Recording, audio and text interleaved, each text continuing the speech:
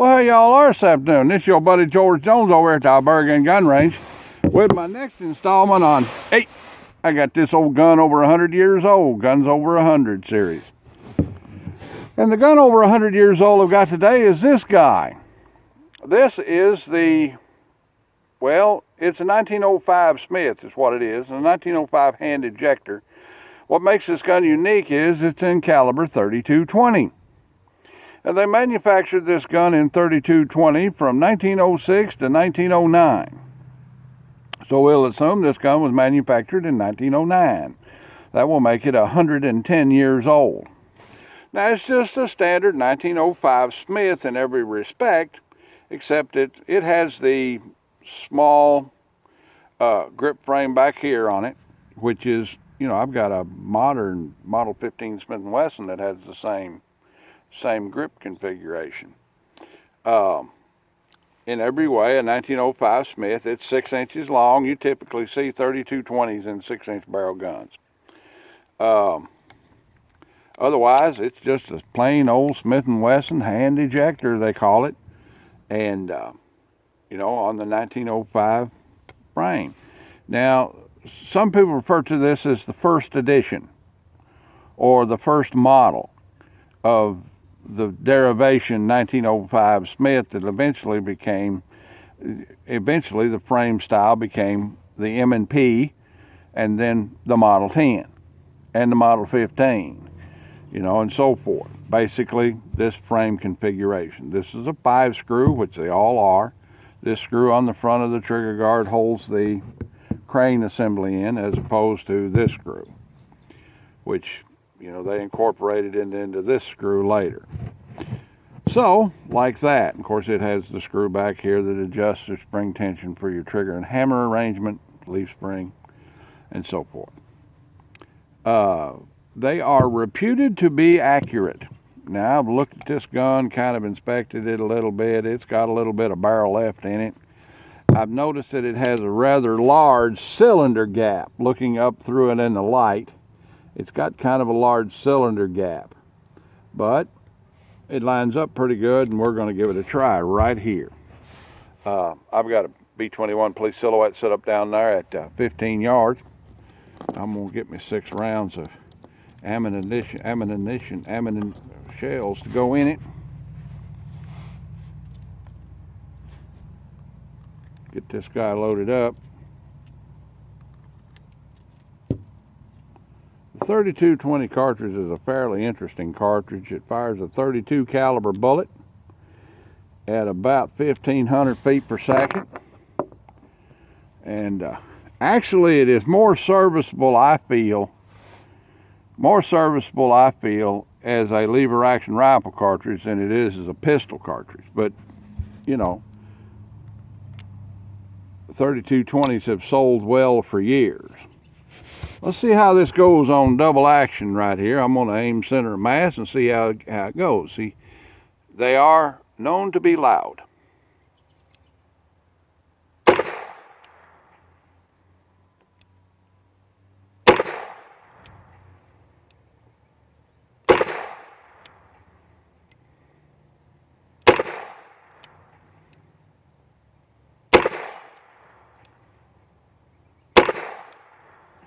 Okay, pretty good.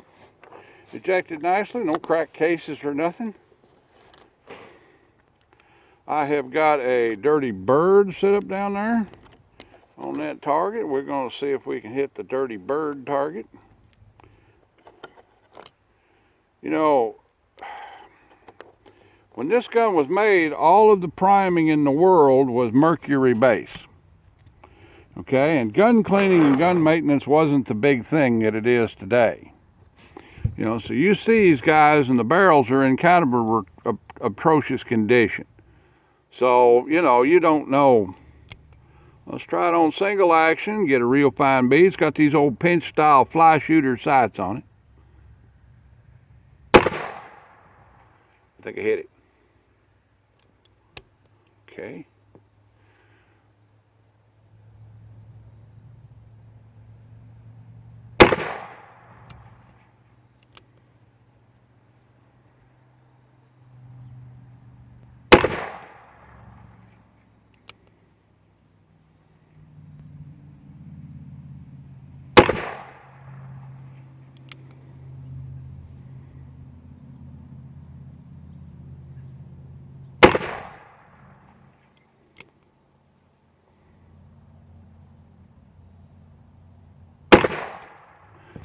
right, that's 6 rounds and 6 rounds. That's 12. That's not bad.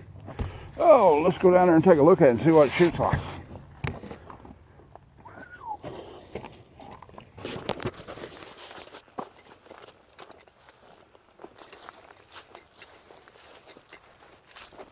Well,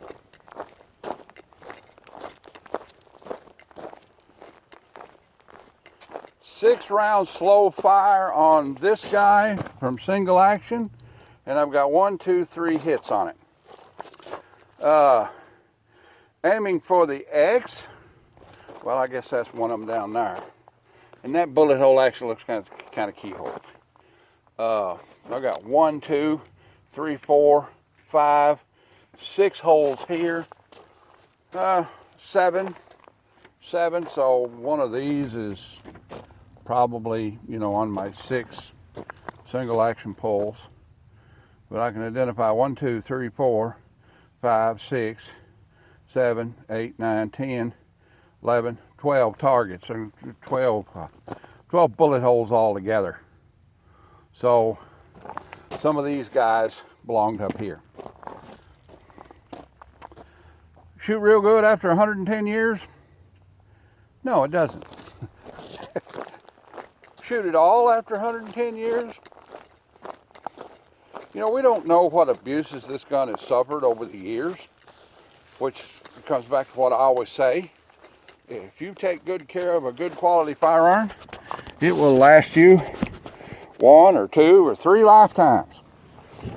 You know, firearms only have 2 enemies, you know, and it's Democrats and rust. If you keep those 2 off of them, they last a long time. It's long and the short of it. The value of this gun as it sits in its condition, the finish on this gun is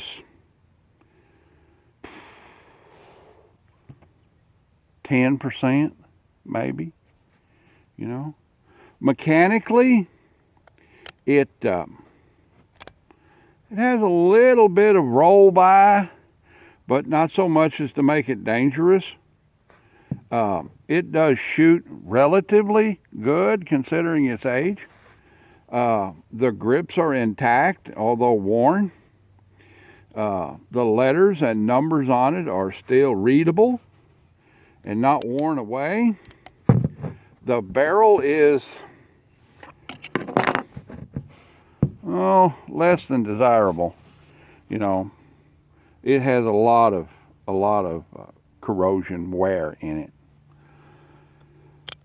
Well, given all of that, this gun, I still would grade this gun at $200. You know, just on the basis of its historical significance and that it is still mechanically a firearm.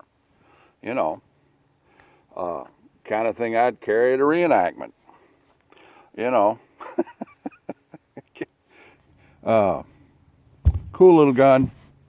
Yeah, if you can afford it for a wall hanger, something like that, yeah, you're in pretty good shape. Defensive firearm, it'd be a straight 0. You'd be, no, we're not going to use it as a defensive firearm at all. Can't trust our life to it. Well, that's about the size of it for this installment on Guns Over 100. Like, share, commentate, subscribe. Leave me $1 in the Patreon bucket if you want to. If you don't want to, I keep on making content for you.